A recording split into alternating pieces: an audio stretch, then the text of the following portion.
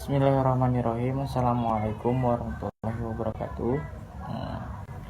Perkenalkan, nama saya Ali Muhtadi, dengan NIM 1212020018. Di sini saya akan menjelaskan materi kelompok saya, yaitu kelompok 8 pada mata kuliah Manajemen Lembaga Pendidikan atau MLPI, yang berjudul Pimpinan dan Kepemimpinan dalam Lembaga Islam. Adapun materinya itu pemimpin dan kepemimpinan, yang kedua ciri-ciri pemimpin, yang ketiga konsep kepemimpinan, dan yang keempat fungsi dan gaya kepemimpinan. Yang kelima, syarat dan kriteria pemimpin. Yang keenam, permasalahan yang dihadapi seorang pemimpin. Yang pertama, di sini saya akan melanjutkan pemimpin dan kepemimpinan. Pemimpin menurut KBBI adalah sosok yang bertugas untuk memimpin. Karena pemimpin juga adalah orang yang bertugas atau telah ditunjuk untuk memimpin sekelompok atau sekumpulan orang dalam sebuah organisasi.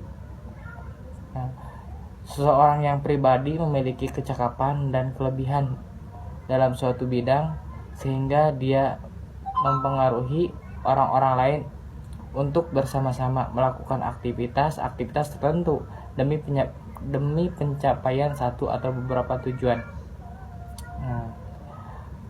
Adapun menurut KBBI, kepemimpinan adalah metode yang dilakukan oleh seorang pemimpin dalam memimpin bawahannya. Kepemimpinan juga dapat diartikan sebagai kegiatan untuk mempengaruhi orang-orang yang diarahkan terhadap pencapaian tujuan organisasi. Menurut Marno Trio Supriyatno, kepemimpinan yang baik adalah kepemimpinan yang dapat mengintegrasikan orientasi tugas dengan orientasi hubungan manusia.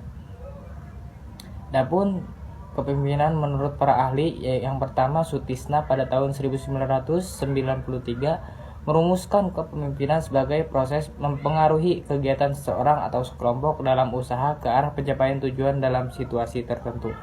Yang kedua, menurut Soekarto Indra Pahrudi, tahun 1993, kepemimpinan adalah kemampuan dan kesiapan yang dimiliki oleh seorang untuk dapat mempengaruhi, mendorong, mengajak, menuntun, menggerakkan, dan kalau perlu memaksa orang lain agar ia menerima pengaruh itu, dan selanjutnya berbuat sesuatu yang dapat membantu pencapaian tujuan-tujuan tertentu.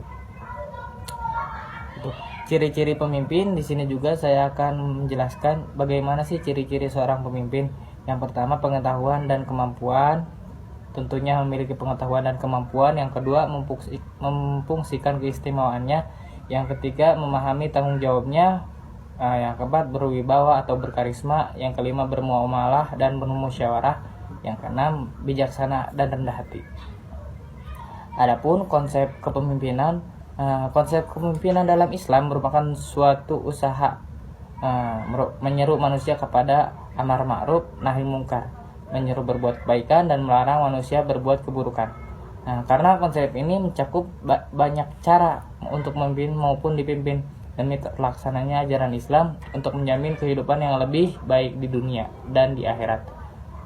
Konsep yang tercantum sesuai dalam Al-Quran dan As-Sunnah, salah satunya konsep amanah yang diberikan kepada manusia sebagai khalifah, menempati posisi sentral dalam kepemimpinan Islam. Dan adapun fungsi dan gaya kepemimpinan, yaitu dalam kehidupan organisasi, fungsi kepemimpinan adalah bagian daripada tugas utama yang harus dilaksanakan.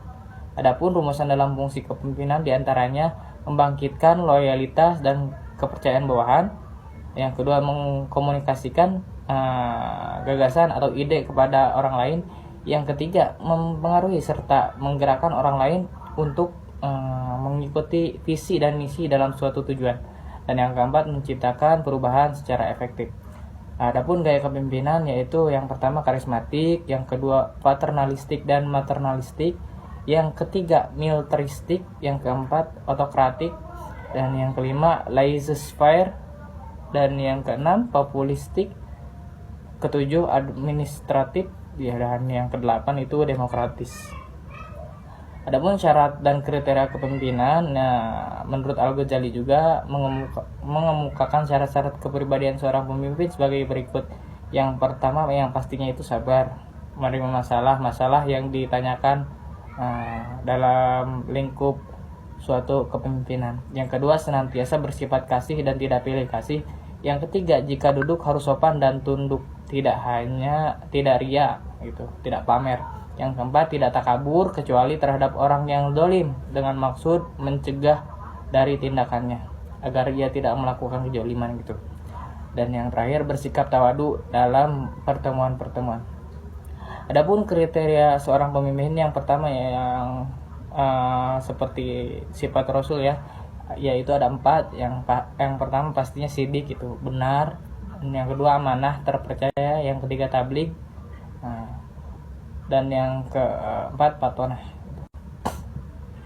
Adapun permasalahan yang dihadapi seorang pemimpin, pasti sih ada masalah-masalah ketika menjadi seorang pemimpin. Yang pertama masalahnya itu tugas seorang pemimpin lembaga pendidikan Islam harus menyelesaikan permasalahan atau konflik yang sedang dihadapi. Ada beberapa kendala yang sering dihadapi pemimpin saat menjalankan tugas, diantaranya mungkin ada sifat egois yang pertama, yang kedua perselisihan, yang ketiga miskomunikasi, yang keempat kurang akuntabilitas, dan yang kelima kurangnya pemerataan. Mungkin dari saya cukup sekian untuk materi